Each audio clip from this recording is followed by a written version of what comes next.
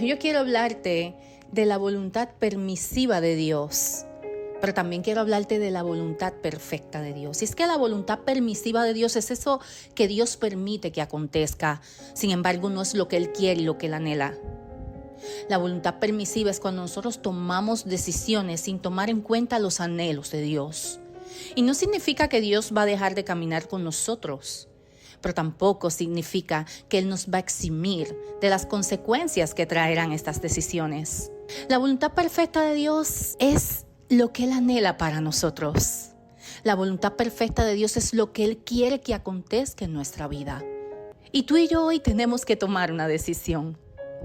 ¿Qué voluntad anhelamos en nuestra vida? Hay una historia en el libro de Samuel que nos relata una voluntad permisiva.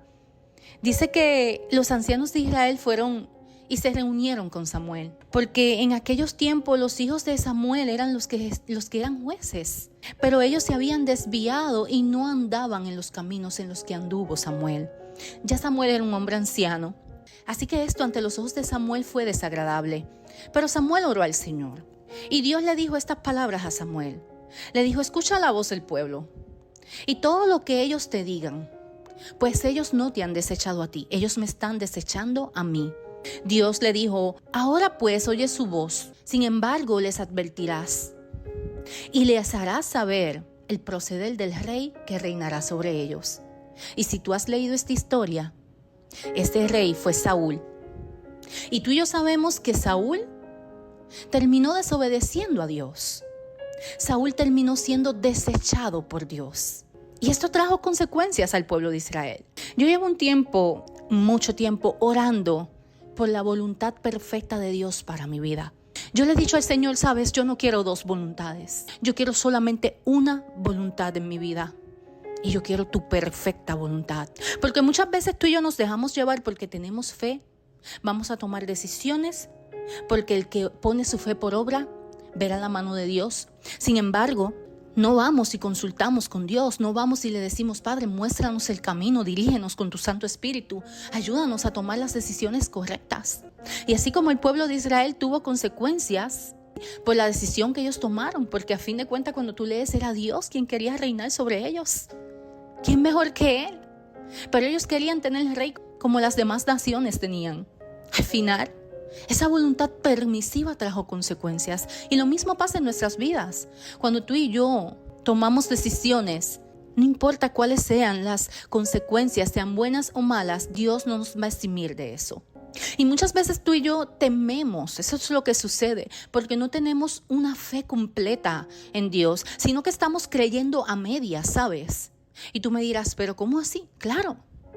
Porque muchas veces nosotros tememos a que la voluntad de Dios y sus anhelos no sean los mismos que los nuestros.